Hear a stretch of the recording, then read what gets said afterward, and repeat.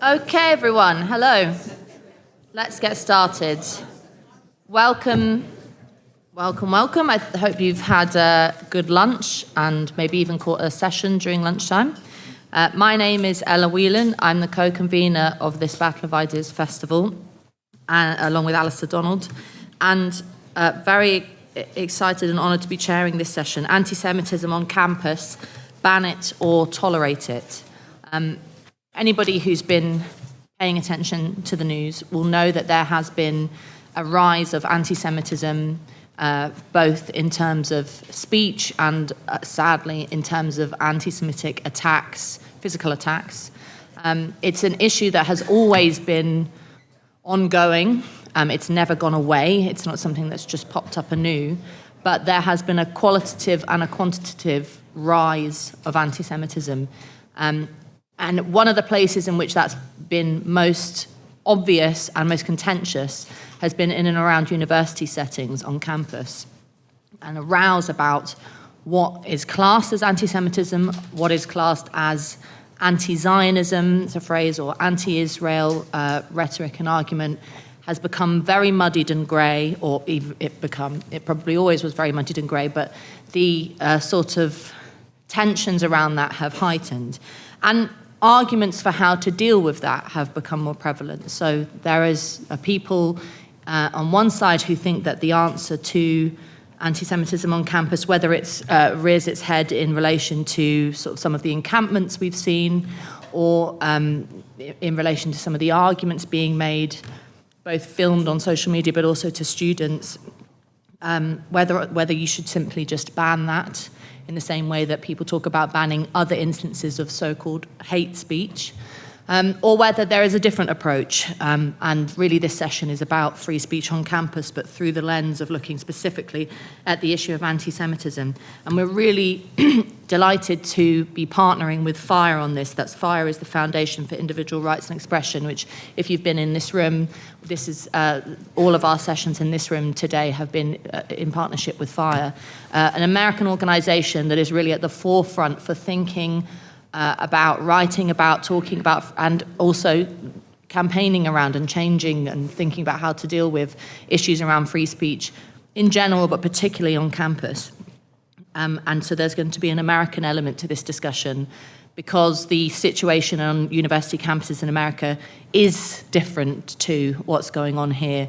I mean, I think I probably hope we can all be relatively clear about the distinction between anti-Semitic speech or ideas and what has happened in certain instances, which is Jews being physically blocked from going places.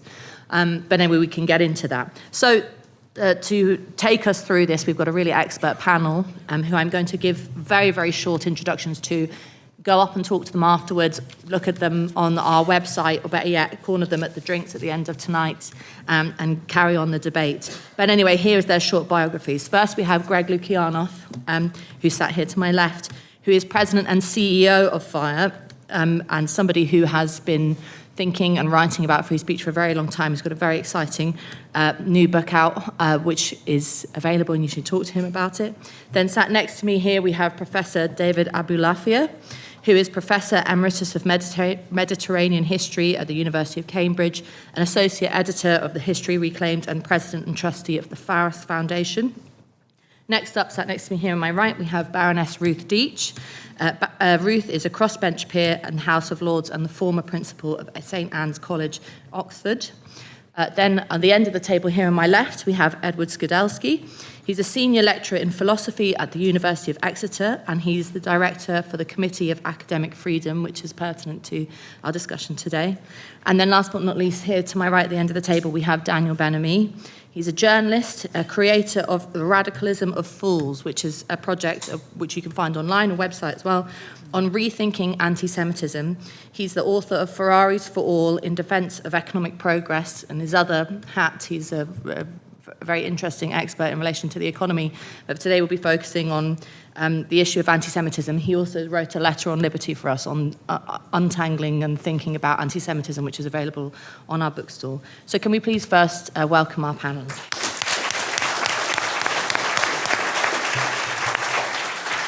Now, everyone's got about 6 minutes to speak. about. Everyone's got exactly 6 minutes to speech, and I'm going to be very strict with you, and then we'll come out for a discussion. So, Greg, let's start with you. Hi, everybody.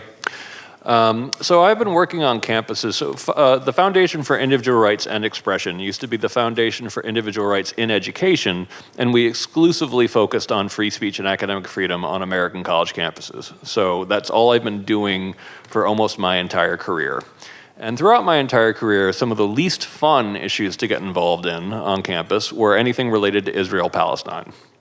It was definitely something where nobody, thought the other side had a point. It was always incredibly nasty. No one was willing to be the slightest bit reasonable. And this past year, of course, these have gone into the stratosphere in terms of cases.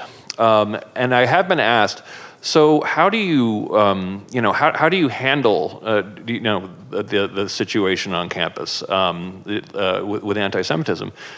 And the thing that I, always have to say is that I'm not Jewish, but in terms of, and I actually appreciated this. There's a person on X, who I'm not going to mention, who likes to hurl accusations and then erase them.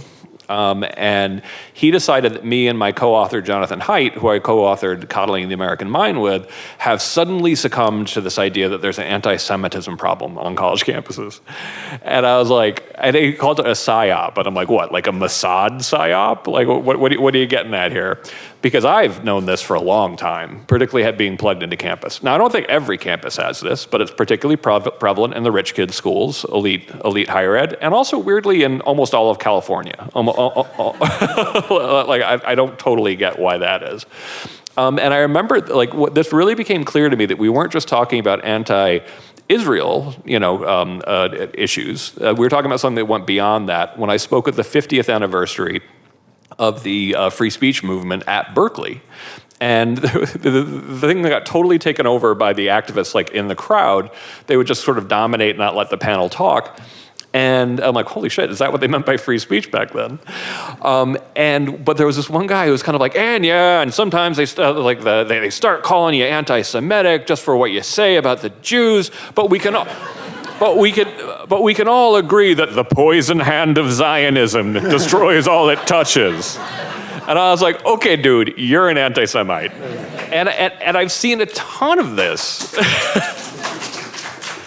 And I live in left circles, and I see things that I'm kind of like, okay, the criticisms you're making, first of all, you don't make this for any other country in the entire world. You don't seem to know about any other country in the entire world. And you're now falling into Jewish stereotypes of them secretly controlling the world, so congratulations. But FIRE is a genuinely principled free speech organization.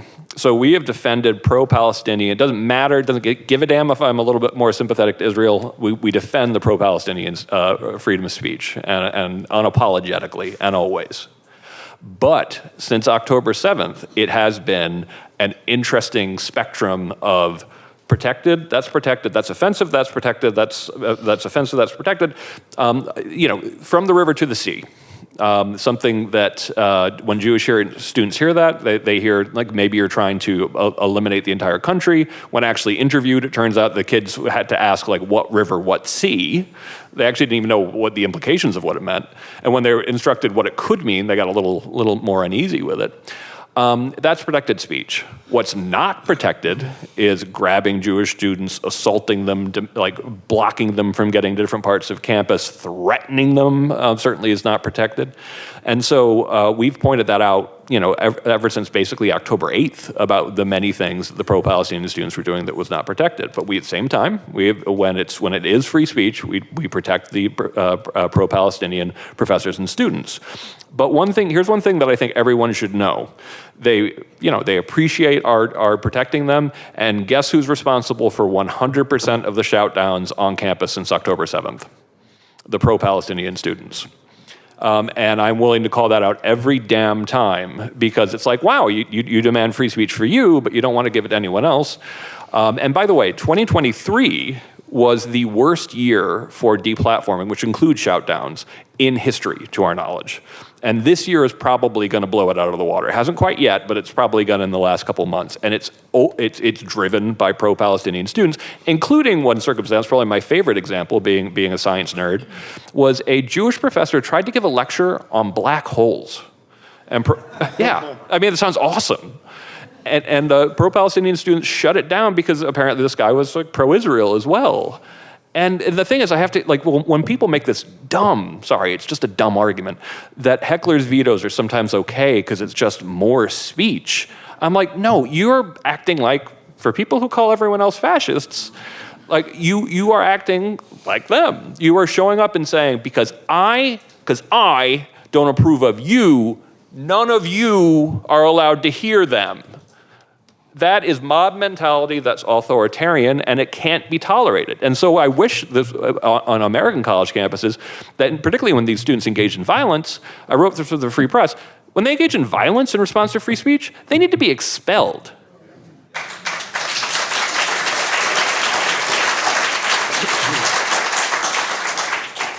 Oh, I have 1 minute left. I thought I'd just end, I thought I'd just end on that note. Oh, well, fine.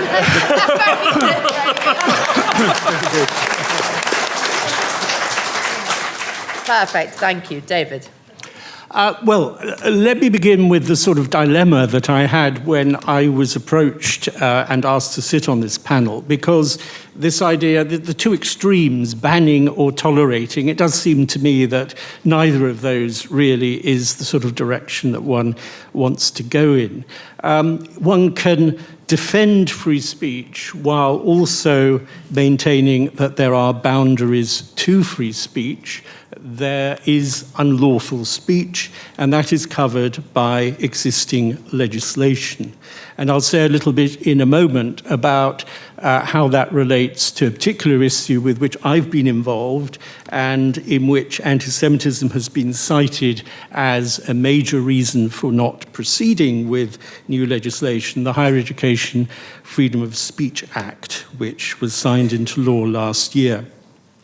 Now, the boundaries, it's not difficult to find where those boundaries are. Threats of physical violence, the expression of the wish to exterminate Jews in this particular case, and from the river to the sea, sometimes that has been expressed as the total displacement by whatever means of the Jewish population of Israel. The question of Holocaust denial has also come up. Michelle Donnellan made a bad mistake in appearing to suggest that it might be possible, once the act was passed, for people to get up and indulge in that. That is something that has to be adequately policed, but it is covered by existing legislation, as was pointed out to her. So where do we draw the line? We might say, well, I feel uncomfortable about this. Jewish students might feel uncomfortable about the way in which Israel is perhaps being described by a lecturer in their faculty or department. Feeling uncomfortable, because this is something that all of us who've been engaged with the free speech question in universities, we're very aware that it takes us into some rather tricky areas, the whole question of trigger warnings and so on. It'd be very interesting to hear views about how one deals with students feeling uncomfortable about anti-Semitism, about Israel. But let me mention one other document. I've mentioned the Higher Education Act, and the other document is the IHRA definition of anti-Semitism.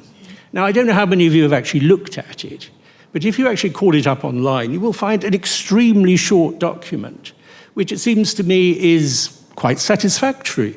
You will also find appended to it a number of examples of what in the view of those who composed the document, examples of what constitutes anti-Semitic activity or speech. And it's there, actually, that we get into a difficult area, because we might disagree with some of them. Perhaps some of those about Israel have caused more controversy than others, the idea that the Jews are in control of the world economy and so on. But it's more on the Israel side that there's tended to be a debate, even within Jewish circles, about what is in this document. But what I want to stress is not that particular problem. It's what seems to me the obvious fact that if a university or any other institution adopts the IHRA definition, it's a question of what is it actually doing?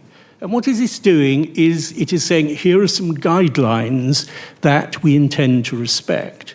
Thinking of it in terms of guidelines, not in terms of something that is legally enforceable.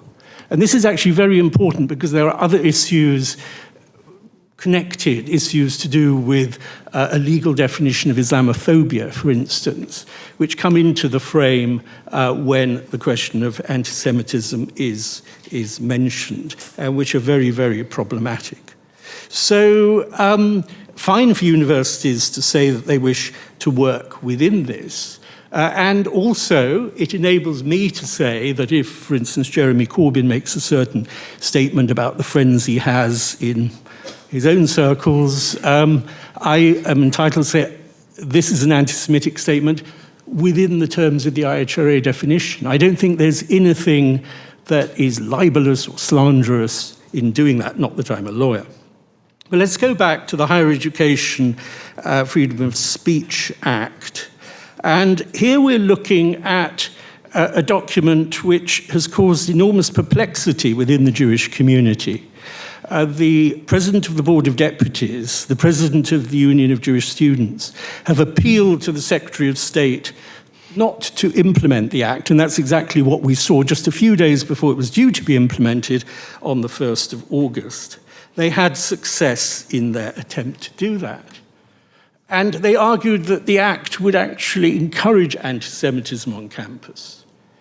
And this is something which I simply have to say I do not understand. It seems to me, if you actually look at what the Act is, it has, if anything, the opposite effect.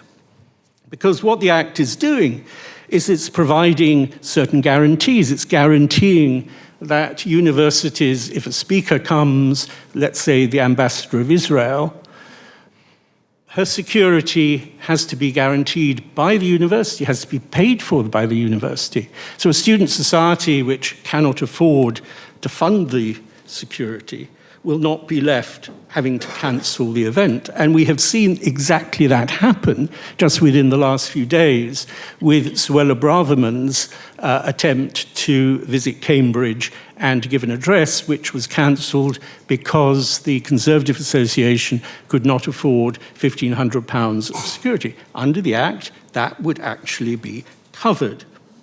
And so we're looking at mechanisms which actually shore up the existing legislation. We're looking at a system of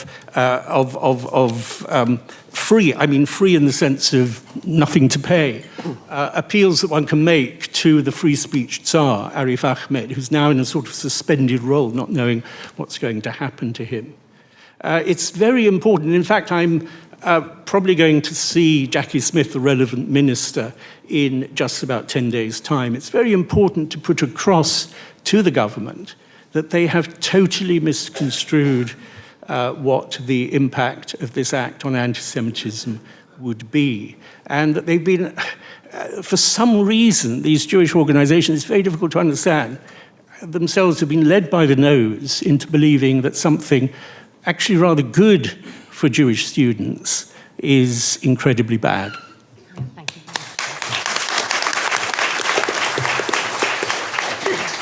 Breathe. Let me start, as is customary in academic circles, with a trigger warning. And I ask you not to believe or attribute to me what I'm about to say. I'm that scared. Black lives don't matter. I won't sit next to blacks. Slavery was a good system. My test for anti-Semitism has been for a long time, if you substitute the word Jew by black, then you get it. Any such pronouncement as I've just made by an academic or a student would result with them being thrown off campus by nightfall. And yet if you slip in the word Jew instead of black, this is being said all the time without even a raised eyebrow. Far worse, it's being accompanied by physical violence, hateful media, and social exclusion in our universities right now. It isn't a result of the Gaza invasion, because the roots of this attitude go back far more, as I hope to tell you. But Gaza has made it acceptable, even a badge of being progressive, for people who don't know what the river and the sea refer to, and maybe have never met a Jew in their lives. It must not be tolerated in our universities any more than the sentiments I voiced earlier would be, or indeed comparable statements about, say, gay people. It ought not to need banning because we have ample laws about hate speech and harassment, and there is no license in the Equality Act to spew hatred or racial incitement. That it is tolerated is a blow to the very nature of our universities, because where it is tolerated and not called out, the university is no longer a forum for debate and learning at the highest level, for seeking after truth and carrying out research. It's turning itself, where it's tolerated, into a cesspit of low-quality mob rule and money grabbing, sometimes from students who ought not to be in higher education at all, but ought to be educated at a lower level, which they clearly haven't yet attained, before being let loose on campuses.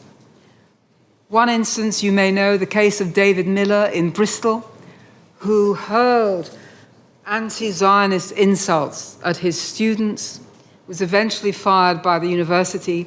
He's been to a tribunal where he's argued successfully that being anti-Zionist is a protected characteristic under the Equality Act. Well, if it is, then so is Zionism. In theory, anti-Semitism and Gaza ought not to be vital parts of everyday university life at all.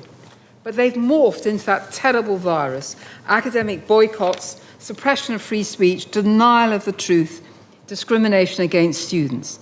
There's nothing comparable in our university's treatment of Chinese, Saudi Arabian, Russian, Sudanese, Iranian students, to name but a few, whose governments have murdered and terrorized their own populations for decades. There's no anti-Pakistan movement, if you think about the origins of Pakistan in the same year as Israel. This is why the reliance on Gaza as an excuse for anti-Semitism is false. It's discriminatory. It's not a studied reaction to world events other than those relating to Israel. Worse than that, the authorities are betraying their own mission. Take the heartbreaking example of my own university, Oxford. The Vice-Chancellor's office puts out word salad statements about combating racism. But the authorities haven't handled any of the complaints made to them about the terrible incidents there, or if they have, they're keeping quiet about it. And justice hidden is justice denied. Jewish students at Oxford have spent a year compiling incidents, asking for help, while the university remains silent. The Vice-Chancellor, in her hour-long oration marking the opening of the academic year, couldn't find the space to refer to the most searing events of last year, the encampments, and the hounding of Jewish and Israeli students. What's the remedy?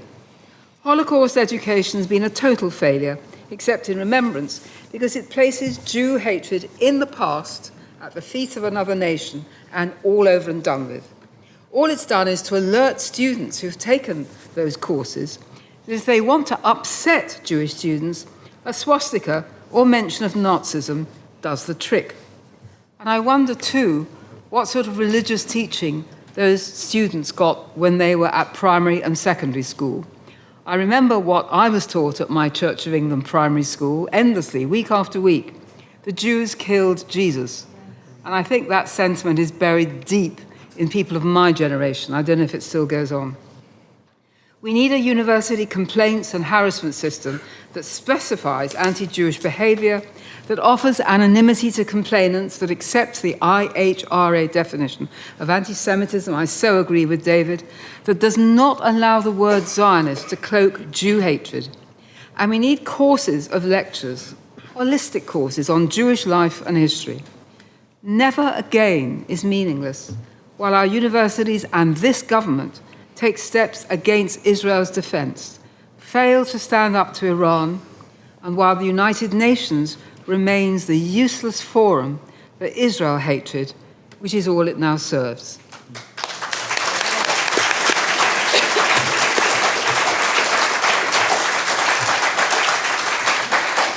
Thank you.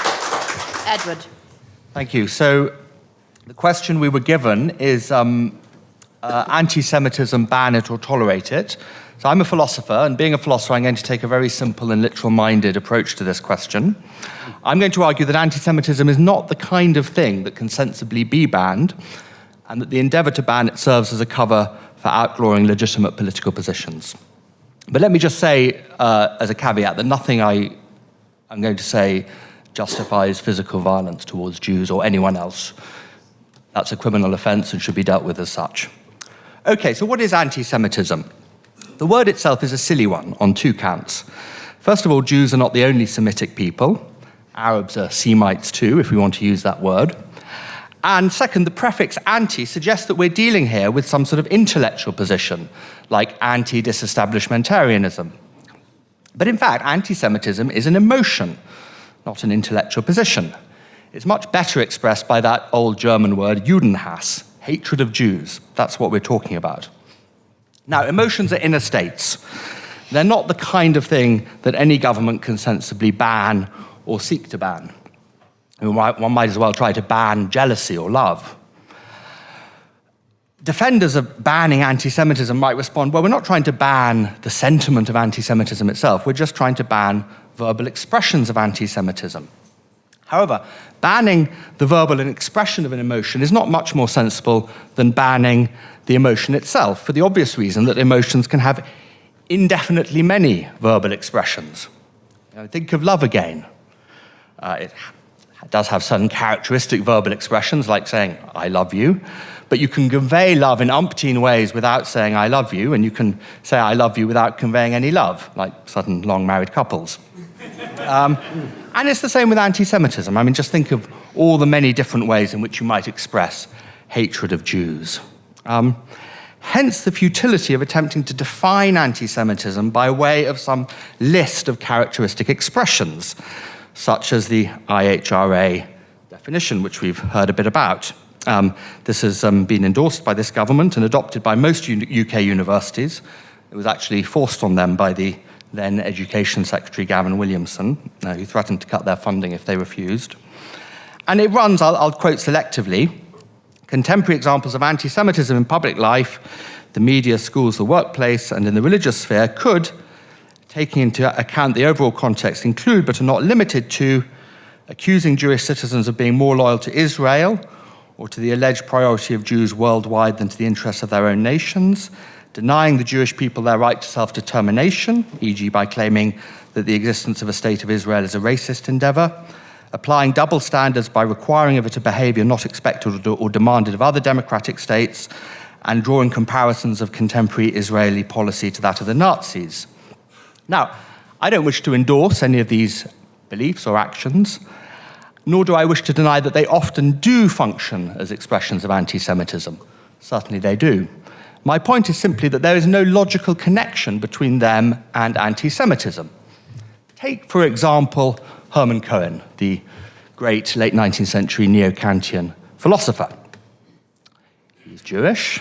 He was also a convinced anti-Zionist. He believed that Judaism was a religion, the embodiment of a universal moral and spiritual truth, and that as bearers of witness to this truth, Jews should remain as exiles in this world, as he put it. So, Hermann Cohen denied the Jewish people their right to self-determination. Was he an anti-Semite? I don't think so. But perhaps the chief mischief caused by the IHRA definition is that it set a precedent for many other such definitions. So, for example, we now have the definition of Islamophobia from the All-Party Parliamentary Group on British Muslims, which has been adopted by 21 UK universities. Contemporary examples of Islamophobia, runs a key paragraph, could include but are not limited to using the symbols and images associated with classic Islamophobia, e.g. Muhammad being a paedophile, claims of Muslims spreading Islam by the sword, or subjugating minority groups under their rule, etc., etc. Now, look, whether or not Muslims spread Islam by force or subjugated minority groups living under their rule, these are historical questions, and they should be open to assessment on the same basis as any other historical question. So this definition of Islamophobia simply shuts down absolutely legitimate lines of academic inquiry. And the basic point is this: freedom of speech has to be across the board. The moment you give one set of views special legal protection, you create an irresistible demand to extend the same protection to other views. And so little by little, our intellectual freedom is whittled away.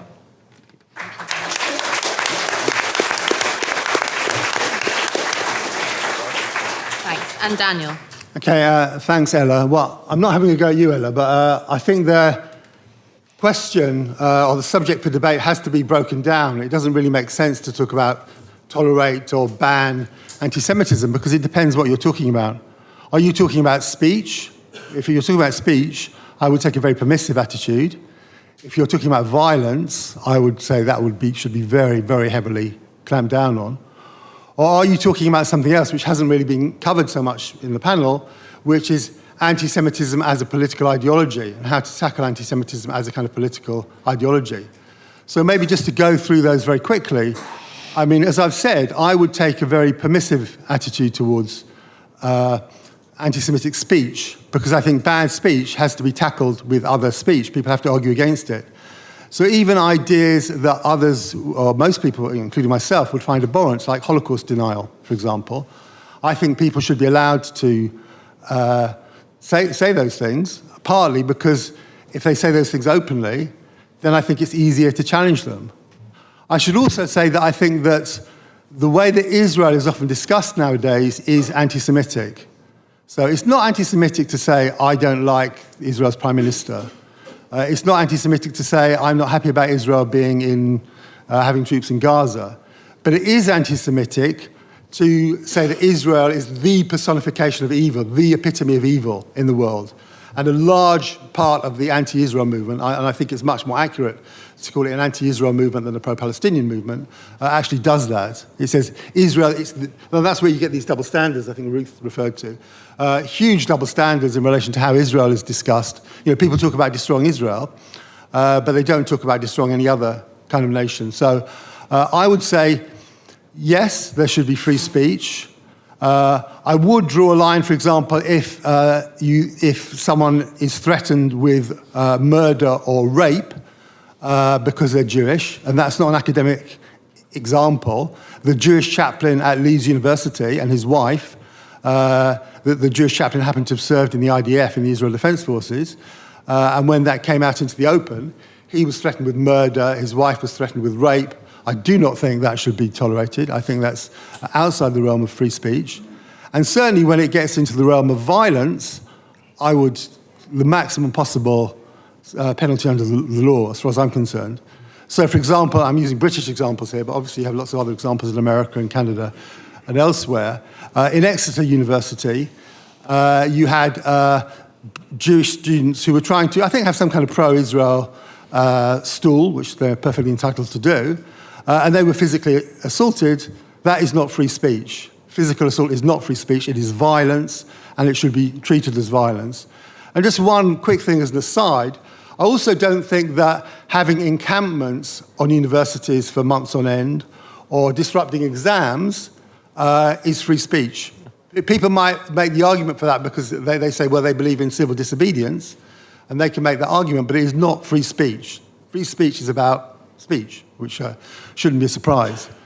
But finally, I think it needs to be understood there is a real political struggle against anti-Semitism that has to be had. And in that sense, I think what's happened in Gaza, and more recently Lebanon and other countries in the region, is much more a catalyst for the re-emergence of overt anti-Semitism than its cause. Because what you have taught at universities is things like critical race theory, post-colonial theory, all these ideas, and even when they're not taught as overtly anti-Semitic theories, they're just taught in a relatively kind of neutral way, they often leave the way open to anti-Semitic interpretations. So if you believe that the most important thing in relation to individuals is the identity group that people belong to, and you believe that Jews are privileged, they have what sometimes sociologists call a spoiled identity, Jews are hyper-privileged compared to the rest of society, even when it's not drawn out that that is an anti-Semitic belief, it very much leads itself to anti-Semitism. So those ideas need to be challenged. Or in relation to colonialism, you have a whole academic area of post-colonial studies, taught at places like Columbia in New York, most of all, but lots of other places too. Columbia is just a real kind of center for the whole thing. So you say colonialism is the ultimate evil in the world, and Israel is a settler colonial state, so it's very easy to draw the conclusion from that Israel is the most evil country in the world. And you even get people like, I don't know if people have seen the discussion, maybe a bit more of an American discussion, but it has had coverage here, of Ta-Nehisi Coates, who was a black American writer, seen as a kind of real anti-racist kind of writer. He spent 10 days in Israel, which obviously makes him an expert in the subject, only spoke to people who he agreed with, and then drew the conclusion that the situation in Israel is comparable to the Jim Crow laws, the kind of discriminatory laws you had in the American South, completely racist kind of laws. So it's very easy from those kind of premises to draw anti-Semitic conclusions. So really, just to conclude, I think, yes, free speech in relation to anti-Semitism. People should be allowed to say abominable things. Violence, no. If people engage in violence, they should be dealt with very severely. But we also need to conduct a political struggle against anti-Semitism, which takes us full circle because we need free speech in order to do that effectively. Wonderful, thank you.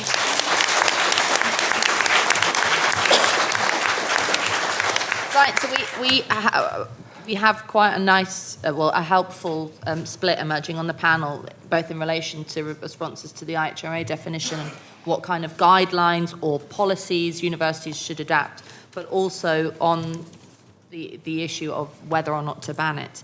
I think we can, let's see what it, but I think we have general consensus on the differences between physical acts and speech acts.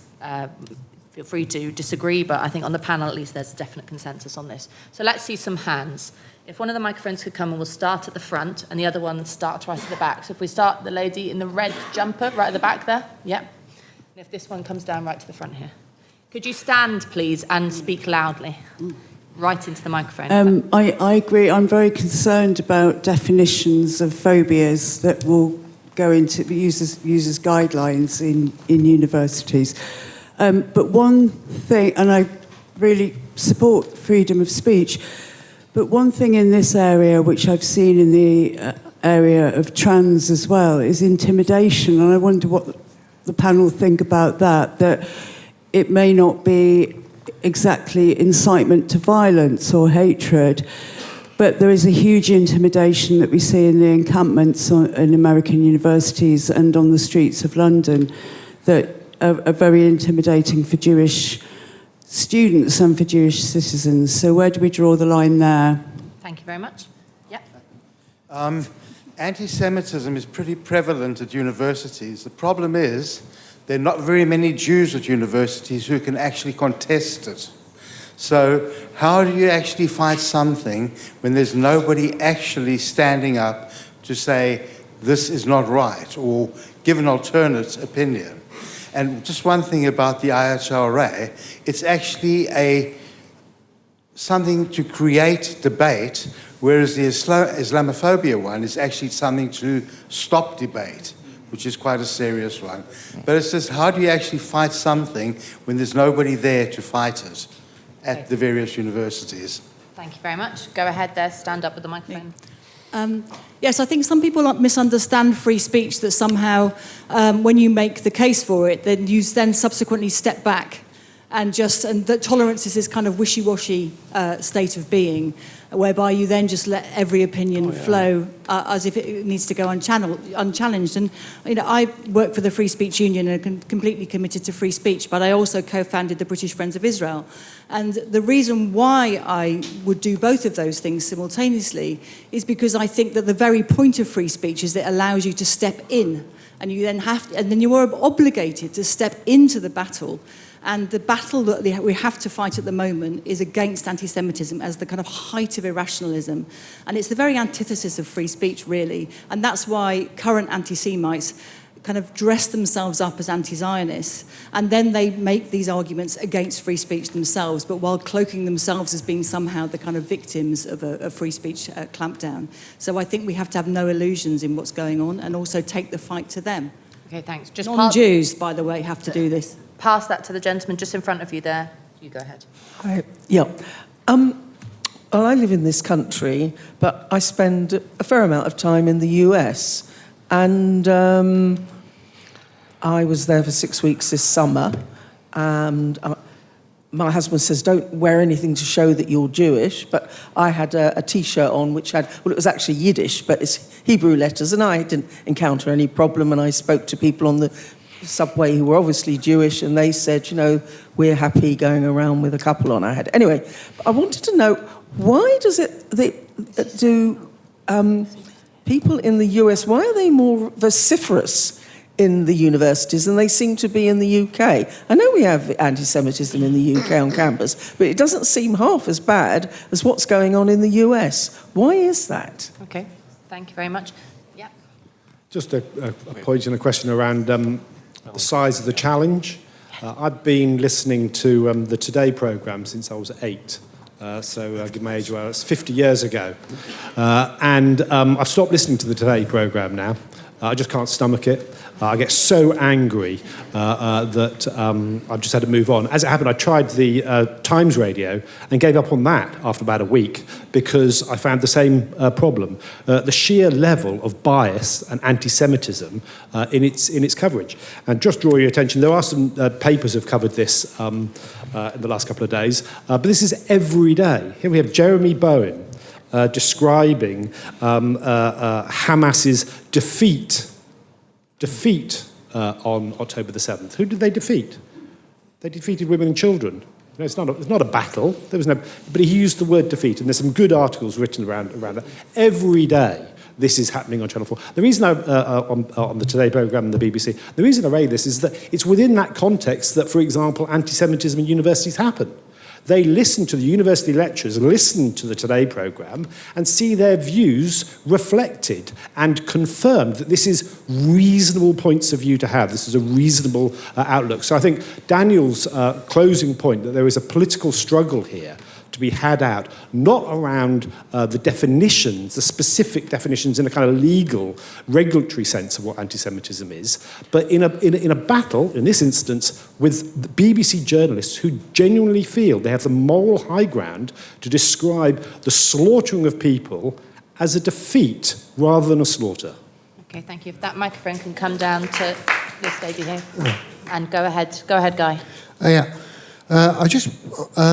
Eric Kaufman, speaking on woke matters, said that it wasn't so much that university campuses were generating it, it was that people were arriving on campus, having picked in all that sort of stuff up in schools. And so I wonder whether tackling anti-Semitism on university campus, tackling it would be to go back one stage and say, if the people are picking up on the internet, probably during their school days, do we need to actually really start trying to tackle it there rather than when they get onto campus, when you're tackling it really at the end point instead of tackling it at the starting point? Thank you very much. That microphone just goes to the guy behind. Go ahead. No, sorry, I actually intended this lady here. There you are, with the glasses. Thank you. Stand up, please. Thanks. Hello. I'm just interested in the IHRA definition, which I think we've heard some various views on it. The Baroness said that, having started, Baroness, your talk with examples of outright discriminatory behaviour that would breach the Equality Act, you then finish by saying that the IHRA definition should be incorporated into sort of disciplinary codes in universities. The trouble with that is that the IHRA definition is wholly incompatible with the Equality Act. It isn't a definition, even. It's a loose, well, it's not a definition that's justiciable. It's a loose definition to guide the IHRA in their work. And you just can't make it work with the Equality Act. It just doesn't match up. And that's sort of related to something that Ed said about, excuse me, it being a specific thing for one group, and it leads to calls for specific things for other groups. The Equality Act isn't designed that way. It's designed to cover discrimination on grounds of race or religion, whatever the race or religion might be. And there are many, many ways in which it doesn't match up. And the other problem with it is that people who aren't Jewish or who don't know about Israel and Palestine just simply cannot understand how it works. It's impossible to understand why, if you're a university administrator or somebody in HR trying to decide a dispute, to understand why it should be the case that somebody who's got a particular problem with the state of Israel, with their action in one particular respect, should be regarded as anti-Semitic for that, for expressing that. And I don't think, Baroness, that you addressed that. You sort of elided between saying Jews should be exterminated into the IHRA definition should be incorporated as a disciplinary code in universities. So I'd be interested in hearing more about that. Okay, thank you. If you give that back to that lady and you go ahead, we're going to take you, and then we're going to come back to the panel. We'll be back out several times. Don't worry. Okay. Yeah, thank you very much. I think I preface this by saying that I used to be a devout anti-Semite, and what I realized since sort of my journey is that very much according to Professor Skidelsky is that anti-Semitism isn't similar as, say, racism or anti-Muslim bigotry or, even what you want to say, transphobia, etc. It's a completely different thing that doesn't come well packaged and well defined. Rather, it's an instinct. It's an instinct that makes people just go and say, okay, I'm going to oppose Israel for what they're doing, but I'm never going to say a word about Syria that in 5 years killed 10 times more people than the entire existence of Israel, for example, or Yemen, etc., etc. And with that challenge in mind, that it is an instinct as a feeling, as Professor Skidelsky mentioned, how are you ever going to even move on to discuss laws or legalities?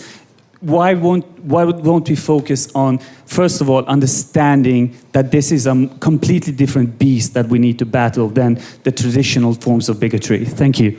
Okay, thank you. Anu. Thank you. I'd like to go back to Baroness Dietsch's point. I'm trying to imagine myself as a Jewish student at university, and here we hear all about this free speech, which we have to defend. But things have been said about me and mine and my history, which are horrible to hear, but which have become the warp and woof of my life. But I know, were they to be said about another group at the university, they would be deemed intolerable. I'm not happy about that. What do you think? Okay, thank you. Okay, let's come back to the panel. And we'll just move across the table this way. And panel, really, it's like a minute each, because I want to keep coming back out. There's so many people who want to talk. Just on anything you want to pick up on. Daniel. Okay, I don't agree anti-Semitism is an instinct or an emotion or irrational, although I'm totally opposed to it, of course. If I had to define it very briefly, I'd say it's the idea that Jews are the personification of evil. So historically, Jews could be seen as a personification of evil capitalism, or of evil communism, or often, in fact, evil capitalism and communism at the same time, which is quite an achievement. And now Israel is perceived as the personification of evil in the world because it's seen to represent colonialism and Western civilization, which many people see as very bad things. And obviously this is a big discussion, but the context in which to understand that is not just BBC bias. I know the speaker wasn't saying it's just that, but it's a much broader phenomenon, because if you have what is called a Manichaean worldview, in other words, the view that the world is divided between good and evil and it's all really, really simple, then it's very, very easy for various historical reasons to say Jews or Israel represent evil and the people fighting them represent good. And the conclusion I draw from that is fighting against anti-Semitism is actually central to fighting against this very kind of crude Manichaean worldview, and we need a much better, more sophisticated form of politics. It has to be central to a kind of broader political struggle. It's not just about media bias. Thank you. Ruth, anything you want to pick up on? I want to make 3 very brief points, and so many have been raised I can't cope with them all. Somebody mentioned school education. I think that's absolutely right. School education on all matters Jewish, if you're going to have it at all, should be much broader. The late Chief Rabbi Sachs said that the Holocaust should be set in context. You can't just study it on its own. People need to know about Jewish history, Jewish culture, what it was that the Nazis tried to wipe out, and why is it that the world continues to hate Jews. And I'd rather see an overhaul of that than the expenditure of £200 million on a small underground exhibition about how wonderful Britain is in relation to the Holocaust in Victoria Tower Gardens. Second point, I always work by double standards. Colonialism. Nobody ever says anything about that ultimate, very close bastion of colonialism, Northern Ireland. And I get very cross when I hear people talking about Israel should make peace like Northern Ireland. They haven't made peace. It's been running for 400 years. It's a settlement, I think, by people of a different religion. There are religious differences the rest of us don't understand. No one has much to say about it. Ditto Northern Cyprus, and I'm sure there are many other examples. On the IHRA, I don't really see what it's got to do with the Equality Act. It's simply examples of what may be regarded as anti-Semitic. And it's not special protection. It didn't just come on its own.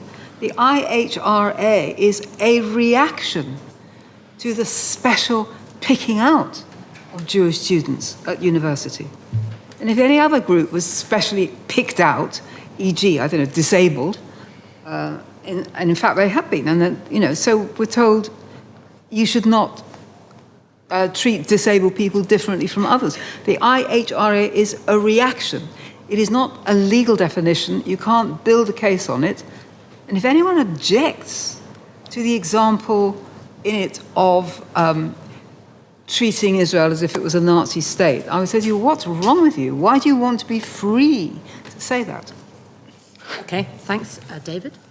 I'll just pick out a couple of points. One point, which I think is actually a very important one, is the question of intimidation. I think we do have to remember that the intimidation of, well, we're talking about Jewish students and indeed Jewish academics, could take 2 forms. It can be something which is quite explicit. But what we're seeing it way beyond the question of anti-Semitism. We're seeing it in universities among those, for instance, who have different views about colonial history or whatever. We're seeing how people feel they have to keep their head below the parapet. We are hearing about Jewish students who don't want to make it plain that they are Jewish, who are sort of going underground during their years at university. This is something which is simply not acceptable. People should have the right to express that sort of identity as they wish. I agree with Ruth Deitch about the IHRA rules. I think people have really misunderstood, and I think actually the Board of Deputies and the Union of Jewish Students have really misunderstood what the IHRA definition is all about. We're not dealing with a legally binding document. And just the final point, anti-Semitism and racism. Anti-Semitism does have some differences, obviously, from racism directed at people with black skins or whatever. But the roots of anti-Semitism in the 19th century are unquestionably racist. It was a sort of philosophy, if you like, if I can say that to Edward, and it endured. Obviously, it was something which underpinned some of the most ghastly developments in the 20th century, and people are being shunned because of their ethnic origin. It's not about Judaism. Many of these people are not actually active in the Jewish religion. It is about people's origins, about their descent, about their ethnicity.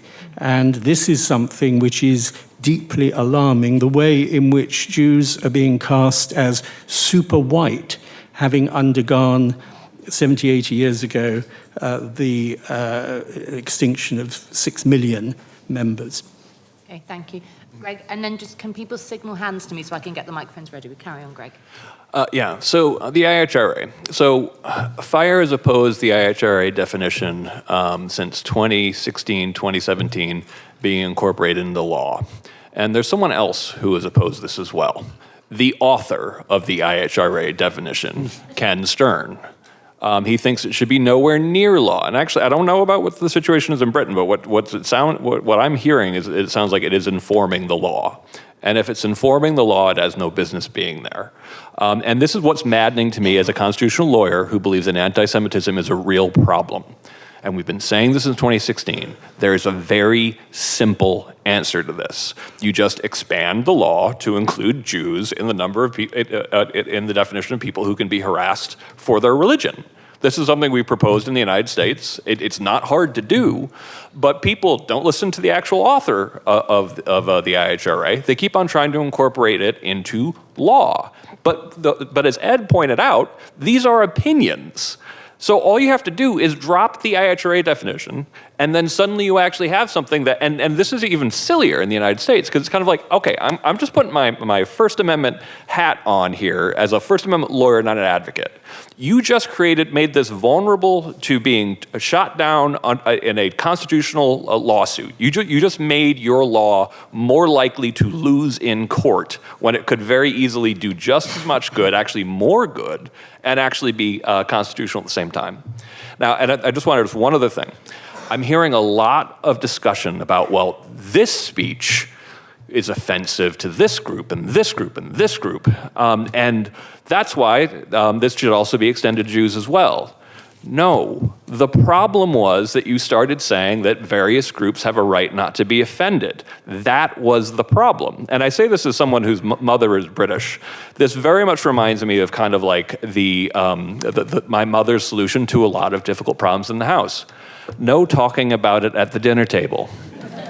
It doesn't make it go away. And here's the just one important last point. My mentor, Harvey Sliverglate, who is Jewish, used to say, I want to know who the Nazis in the room are, because I want to know who not to turn my back to. And that's a profoundly important thing. And I keep on reminding students, there is a value in knowing what people really think, not even if it's horrible, but especially if it's horrible, because you're not safer for knowing less about what people actually think.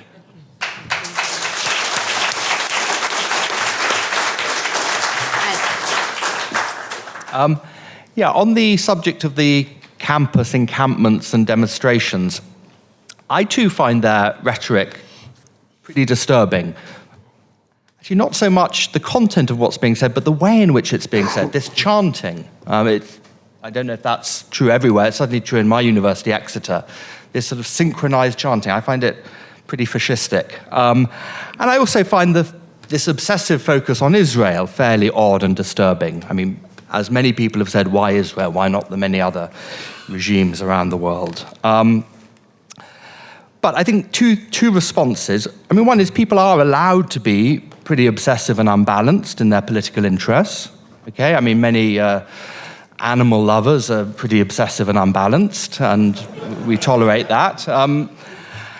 Secondly, I mean, people have to be judged on what they actually say and not on their assumed motivations. Yeah, I mean, it may be that many of these people who are chanting, 2468 Israel is a terrorist state are anti-Semites, maybe, but one can't assume that.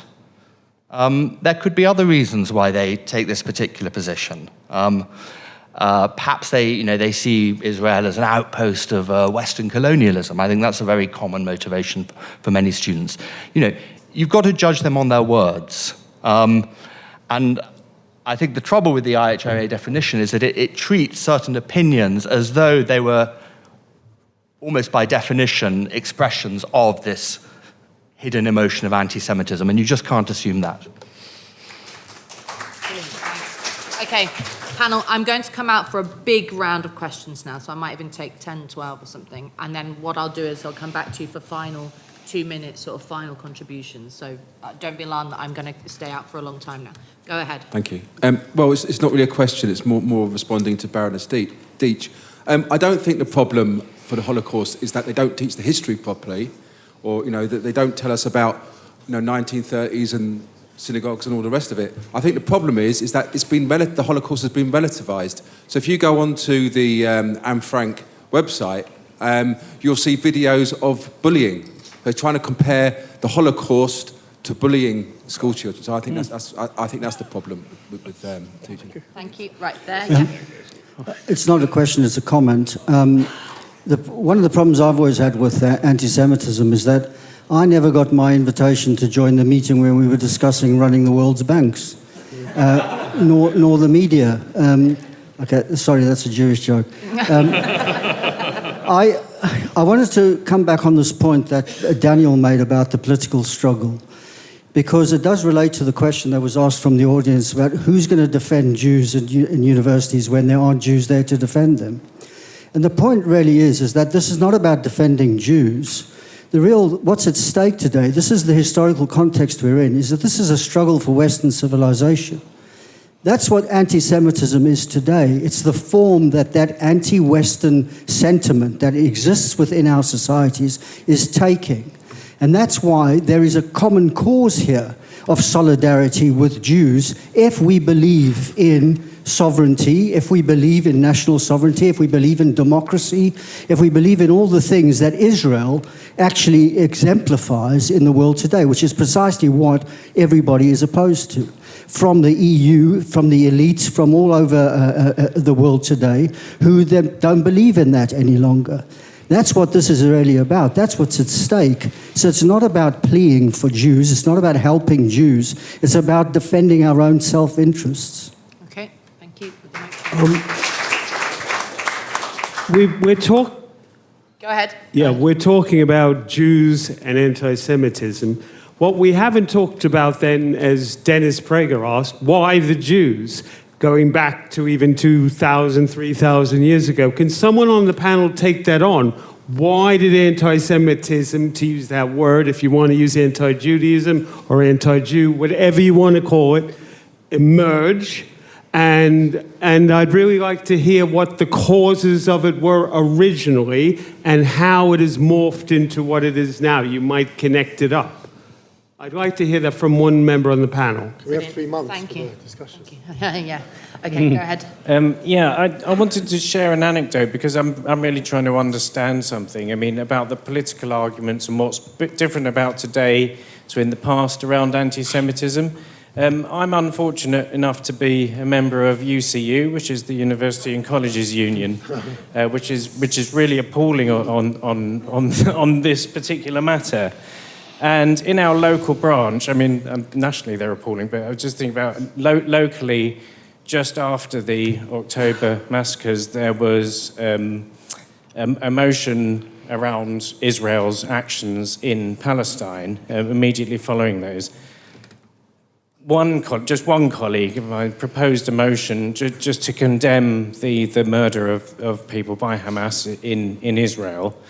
Which I was offering to second, but couldn't go to that meeting, and nobody else in the union, in whatever we have, 2,000-3,000 members, would second that motion, let alone vote on it. So that motion didn't even get discussed at a union movement. So there's something I really couldn't quite understand what's happening, because then you challenge people on it, and they're quite upset if you say they're anti-Semitic. They genuinely don't think that they are. That's the thing that I can't get my head around, and yeah. Okay, thanks. If that microphone goes all the way around wave your hand over there in the grey T-shirt to that gentleman on the end. Yeah. Hi, thanks, yeah. Two things. I agree, you can't ban anti-Semitism, I don't think you should ban expressions of it. There's no doubt that critical race theory is doing immense damage. I wonder what we can actually do to challenge that. Events like this are great, but what more can we do? What's being done? And then just one other thing. Nothing has made my blood boil more over the last year than watching videos of students being blocked in America. It's just disgusting. Can you speak to what consequences, what's been done to bring those students or those outside agitators or the universities to justice? Has anything been done? Okay, thanks. Bring the microphone to the lady in the aisle here, and then we'll go to you next. But go ahead over there. Hi, just a quick point on why this issue in Gaza has been blown out, maybe out of proportion compared to... Speak up, sorry, and right into the mic. Yeah. I'm just making a quick point about this particular war, or whatever you want to call it, versus other conflicts. And I just want to make a quick point that part of it is how televised it was by people on the ground, by Palestinians, and also the idea of there are horrific scenes on Twitter that we can see every day. A quick question for the panel. The question is, the universities at the moment are not just educational institutions. They're also money-making entities who invest, and then I suppose students might feel that their tuition money goes to issues that they wholeheartedly don't support or oppose. So my question to the panel is maybe if you can speak more to that. Okay. Thank you. Thank you. If that microphone comes, lady in the yellow, wave. That's you. Oh, yeah, you go ahead. Yeah. Okay. I think you've got to go back in history to the election of a certain people.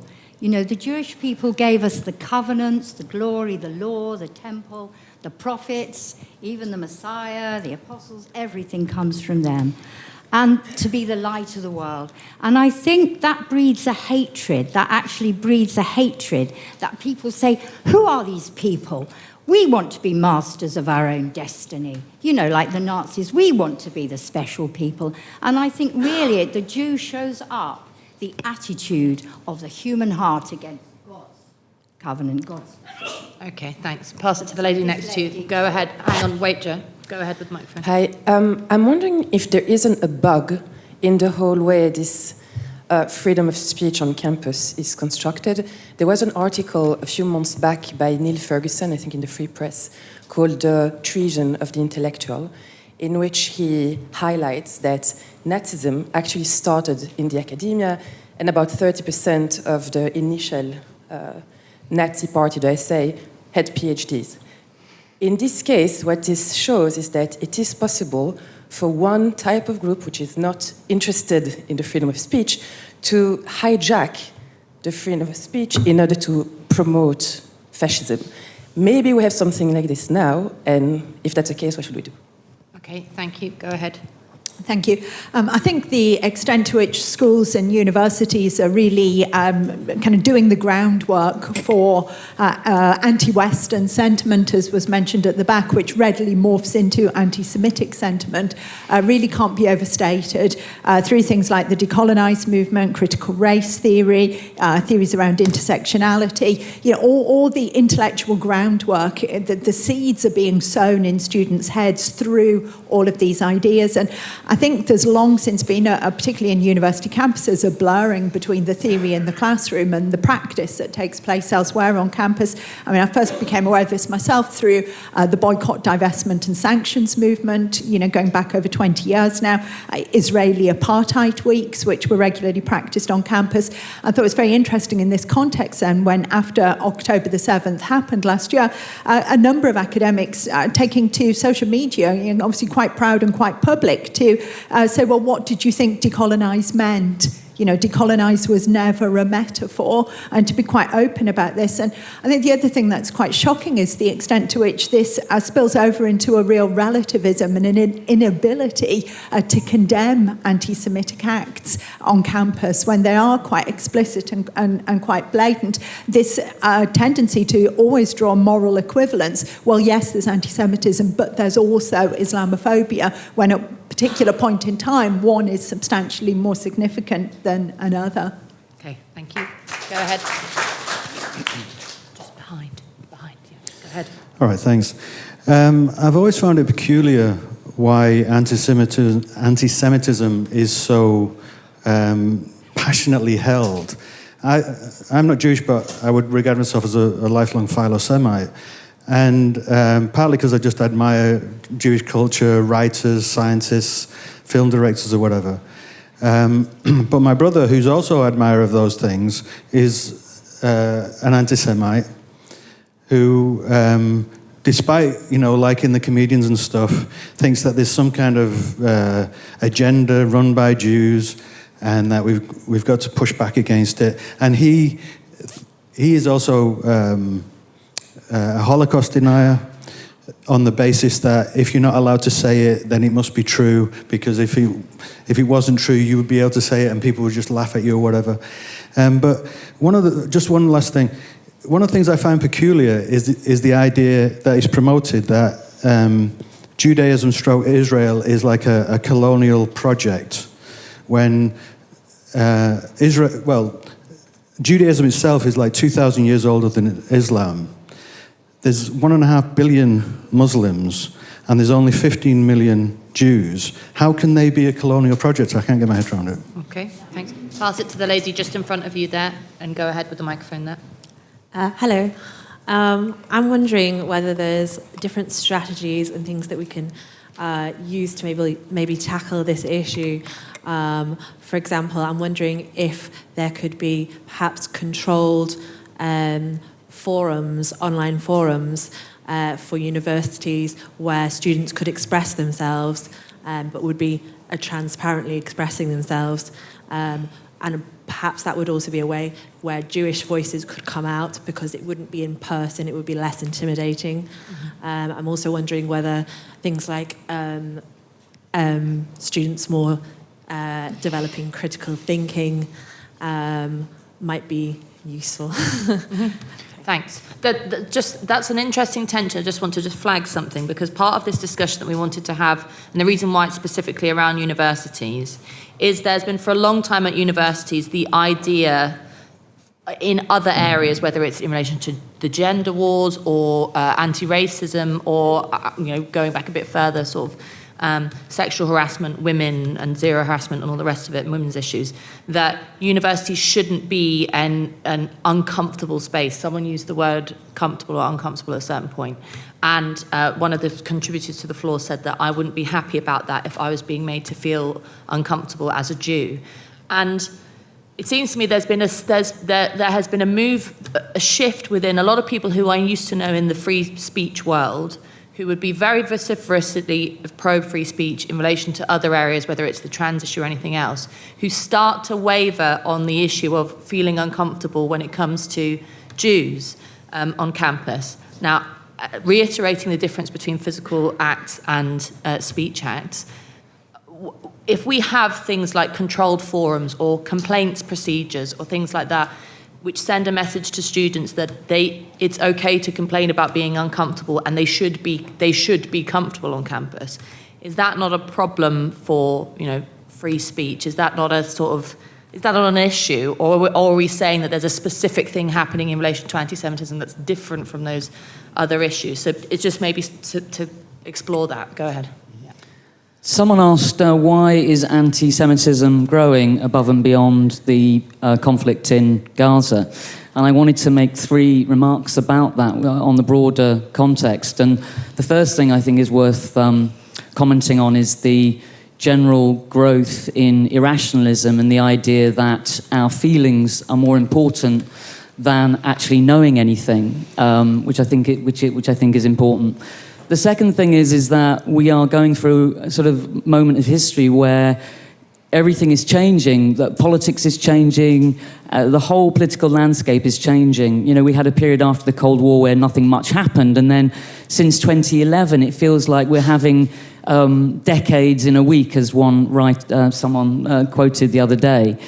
So people are very confused, and they find it hard to explain what's happening, and so they start to kind of come up with sort of easy answers, which are conspiratorial. And of course, the Jewish conspiracy is the oldest one in the book, so they kind of gravitate towards that. And then I think the third thing that's out there in the broader world is the defeat of the left in the 1980s and their descent from class politics and reason and believing in science and empirical debate and discussion into, again, this kind of identity politics and, my feelings and my perceptions are the most important thing. And perhaps, the left, in its best version, and the working class, when it had some strength, that was a bulwark against irrational thought. That was a bulwark against racisms and anti-Semitism. And it's not for no reason that 100 years ago, I think that the anti-Semitism of that time was labelled the socialism of fools. Because those people who didn't like the system and didn't like capitalism blamed the Jews rather than take the time to look at the system we live under and, try and understand it in all its complexity. Okay, thank you. Go ahead. Yeah. Great.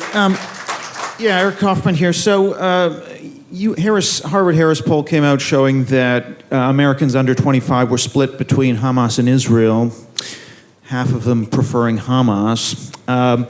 The same survey showed a clear majority of that young population agreeing with the idea of the U.S. as a sort of racist country, agreeing with ideas around whiteness. And so I guess a very simple question here is, to what extent is anti-Jewishness simply anti-whiteness? And I just wonder if you could comment on that. Okay, thank you. Let's come down to this one there. Go ahead in the red scarf. Go ahead, over here. Yeah. My red stuff. I work at University College London. I'm a staff member there. If I said black people are evil, I would be in trouble, and rightly so. If I said homosexuals are evil, I would also be in trouble. And rest assured, for the right reasons, if I said Jewish people are evil, I would get into trouble. I just want to mention it because there's a bit of a myth that on campuses you can say anything you like against Jewish people, you don't get in trouble. At UCL, we actually have someone whose entire job is to look into anti-Semitism on campus, and he's a brilliant guy. So I really want to take this myth out of the room. And I have supported Jewish colleagues when they were targeted by anti-Semitism. However, I really appreciate what you said, where you distinguished between actual anti-Semitism, and we don't always know if anti-Israel critics is motivated by anti-Semitism or not. And I've seen on a number of occasions that the term anti-Semitism is weaponized to stop debate about Israel. This is also happening on campus, and I think this is really upsetting people. I do also recognize the issues at UCU. I've been at UCL, and there have been really big issues about that. So I just wanted to point this out, that there are actually people standing up against anti-Semitism on campus, and it's not quite as gloomy as it was portrayed. Thank you very much. Okay, thanks. That microphone, go to the back in the left aisle. Go ahead here. Dennis Hayes, Academics for Academic Freedom. When we were writing our academic statement of academic freedom and free speech, we took out the word freedom within the law. It's really easy and complacent to just say, I believe in academic freedom within the law. And then you use hate speech laws to parallel that we should be censoring these. So there's a lot of campaigns against hate speech in Ireland, in Scotland, and there are laws outlawing Holocaust denial in other countries. But free speech, no ifs, no buts should be the way forward. And if you're attacked on by speech on campus, you should respond with more speech. That's the way forward. And I was quite surprised, Daniel, that you had a but on free speech. You're not allowed to say, like, I'm going to kill you, right? But that's free speech. If you then decide to act on it, somebody decides to act on it, then it's their responsibility, their moral responsibility, not the speaker's. Behind that is the idea that they're all attack mobs. I know it's disgusting. I'm not saying it's not nice, but you respond to it by more speech.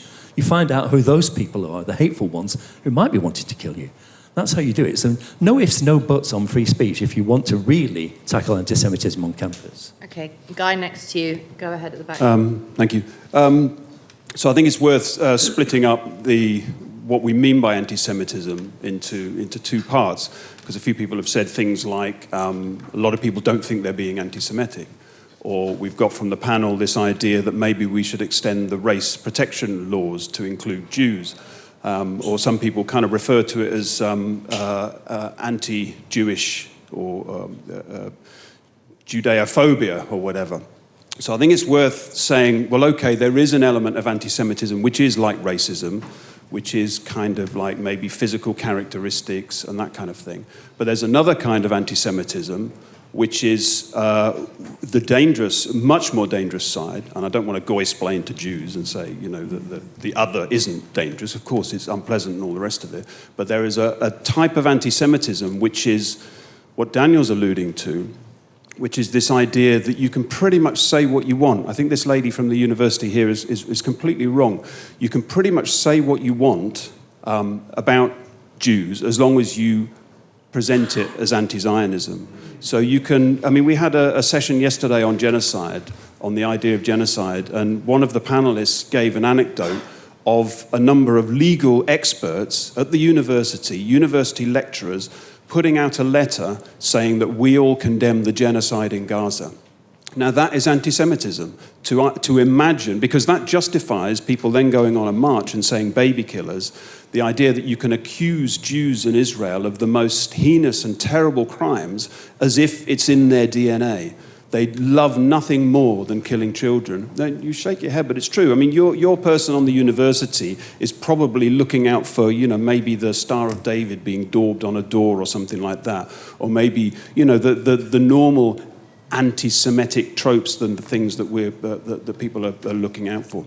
But actually, we need to challenge the really core things, which is the accusation of genocide, the accusation of a colonial settler state. I mean, what a load of rubbish. The accusation of apartheid. We've got to take those things head on because they are the fuel that then give rise to the other things that you're talking about. Okay, right. Go ahead. And if that microphone goes to the gentleman in the black shirt there with the red lanyard, and then that's it, I'm afraid. I came to the conclusion a few years ago that the word racist was a word that was used to silence people. If you can pin that label on someone, then you can dehumanize them, denigrate them, and establish that their arguments are not worth listening to. And the problem with that is that the people who are often called racist are actually just people who challenge critical race theory or people who don't believe in mass immigration. My point is that these labels can be very damaging to public discourse, and it's a shortcut way of shutting down debate. And I fear that the same is happening with the label anti-Semitism. If you can pin that label on someone, you close down debate. Now, I am someone who is very pro-Israel. I find I am able to have all the arguments I want against people who disagree with me without calling them anti-Semitic. And in fact, if I did call them anti-Semitic, I just know it would inflame the argument and probably cause it to end. So are we perhaps getting hung up about labels where the answer really is that we don't need it, it's legally very difficult to define and unhelpful, and politically we just need to debate with the substance of issues? Okay, thanks. Finally. Yes, Ian Pace from LUCAF and AFAF. I just want to pick up on Edward's point about IHRA. I mean, you mentioned how this can be used to legitimize laws on Islamophobia. It's gone even further than that, at least in one article just published about how we should delegitimize so-called anti-Palestinian racism in universities. And one of the proposals, or one of the things that's said to stoke that is the view that Israel was a haven for Jewish people after the Holocaust. And all the associations that are in the IHRA definition, I think will open that up to other things. I mean, this thing of giving disproportionate attention to Israel there. What happens if you're an academic and that's your area of expertise? People do not speak on Syria or Yemen because that's not their thing. That's not what the debate happens to be about at the time. And as you say, you cite Herman Cohen. You could also cite Alfred Wiener or Yehudi Menuhin as people who have opposed Zionism at some point. Are all these people and their views going to be things that are not allowed to be heard if we adopt the IHRA definition? I'm a sucker for a last-minute speech, so there you go. You go ahead here. Is it already? Yes. Okay. So there was a question earlier about how do we combat anti-Semitism at universities if Jewish students are in a clear minority. Well, I think the answer to that is that non-Jewish students should support their Jewish classmates very proactively. Now, I'm not Jewish, but I have many Jewish friends, and I always have had many Jewish friends, and so I try to support them wherever I can. And I think that is the first step to really achieving a fix on campus culture, because with so many other issues, there are always calls for, even if you are not part of that group, it is your responsibility to show support for them. And I think that in this issue, there should be much more discussion around that. Brilliant. Okay, thank you very much. Yes, I'm very glad I took you. Brilliant. Okay, so now we're just a panel. I've left you a minute each. Sorry about that. Blame the brilliant contribution in the front. And we'll do it in the order that we began with. So, Greg. Oh, goodness. Hi, everybody. I guess Eric Kaufman's question about whether or not we think this is largely, if it's really about anti-Semitism or about anti-whiteness. And I think that gets to just the idea that we've had this incredibly oversimplistic way of looking at the world that masquerades as sophistication on campuses for a long time. It's a simpleton's ideology that essentially the world is just good oppressed people and bad oppressors. So I think there's a lot to what Eric is saying here, is that it even goes beyond race to a degree in this good versus evil dichotomy that I thought we were becoming more sophisticated about. But ideology, which I thought we'd also learned was the great, disgrace of the 20th century, is back with force because it has this warming, simplifying glow about it. But how do you disentangle that, particularly when it's something that's shared by an awful lot of professors, awful lot of students, and in the US, an awful lot of administrators?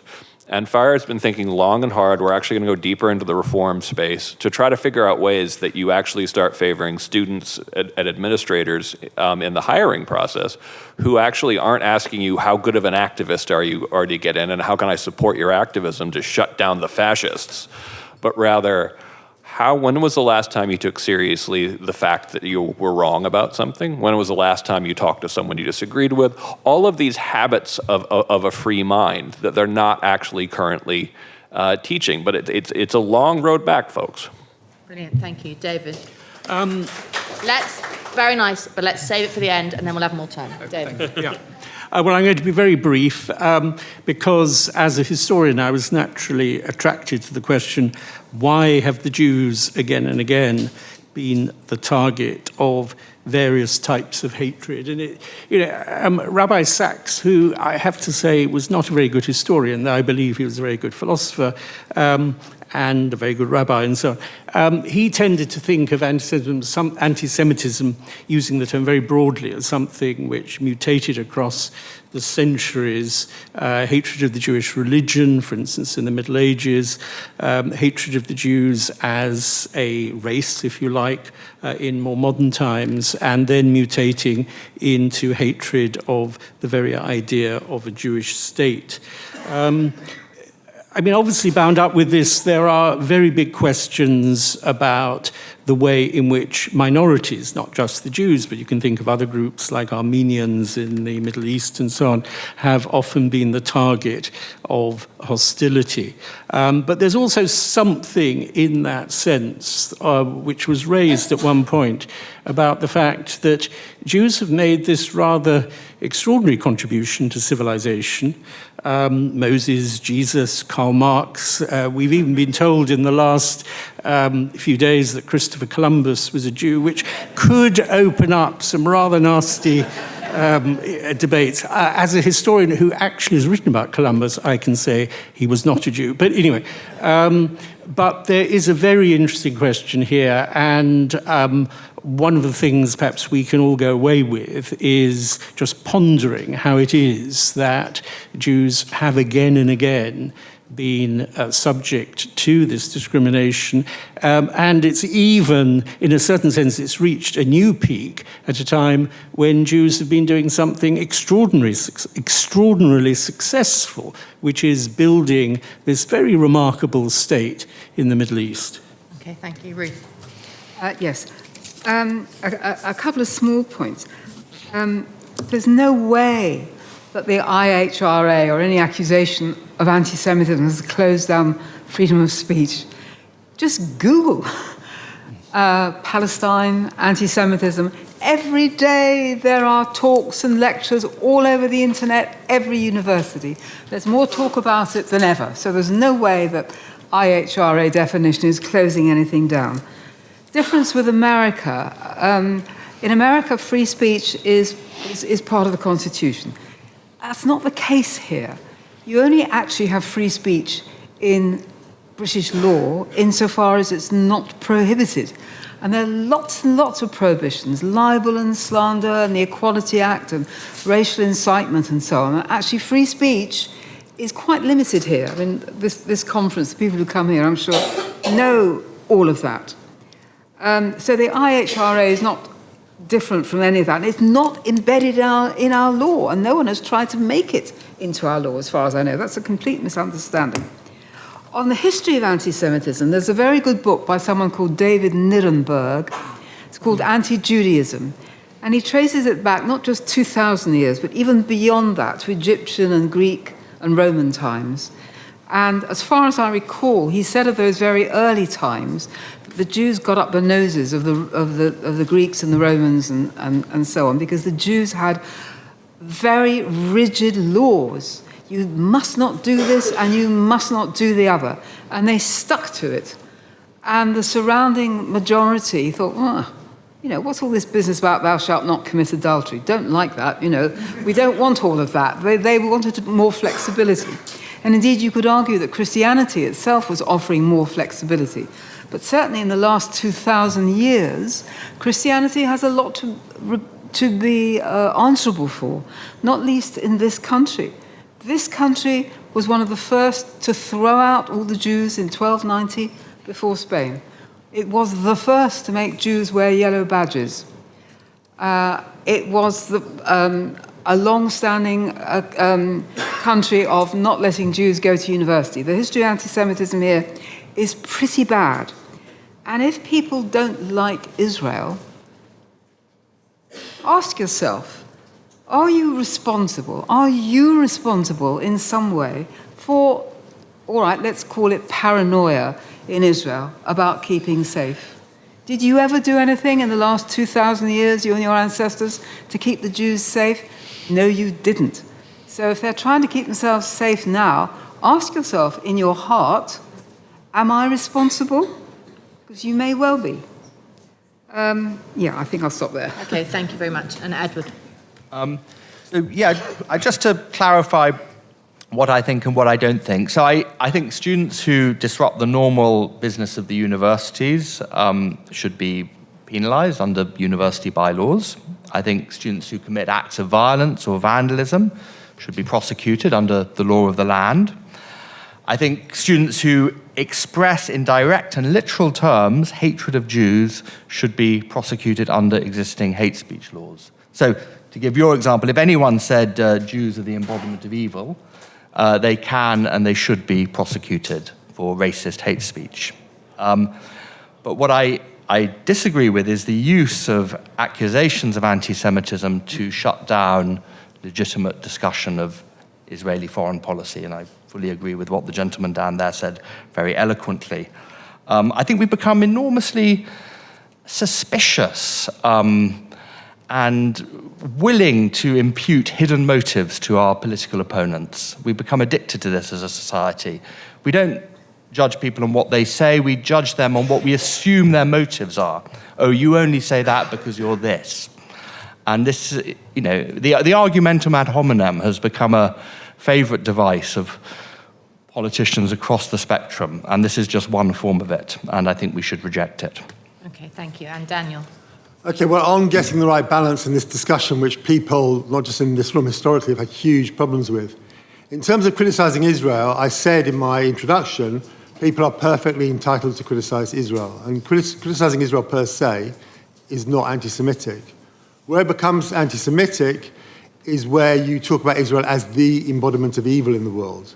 And a lot of the discussion does that. And I would say a big problem in relation to anti-Semitism, the key problem is not weaponization, I mean that happens occasionally, but it's blindness to anti-Semitism.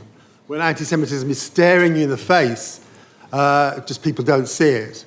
And then just finally related to that, I think there's historically, there's been a huge problem in people getting a balance in this discussion. So to take Eric Kaufmann's point, and I'm not having a go at you, I'm just using what was a question as an example. You could say, okay, there's anti-whiteness and there's anti-Semitism, but let's just focus on the anti-whiteness and the anti-Semitism thing will go away. Whereas I would say the right approach is to say, yes, we fight kind of critical race theory, but we also have to understand specifically why Jews are seen as hyper-privileged. Why is there a specific racial element to that? And my white South African friend at the back, again, I'm not disagreeing with what he said, I think he's right, but just to use the question to make my point, I think it's quite right that Israel is seen by its critics as the epitome of Western civilization. And it's evil in their view because it epitomizes Western civilization. But you also have to ask why specifically the Jews? Why specifically is Israel seen as the personification of anti-Semitism? Why not some other country in the world? So you really have to get the right balance between the kind of universal struggle, the kind of broader universal themes, which we really have to focus on, but also understand why there's often a specific anti-Jewish, racist component as central to these ideologies, and that specific anti-Jewish element also has to be challenged. Can we thank our panel?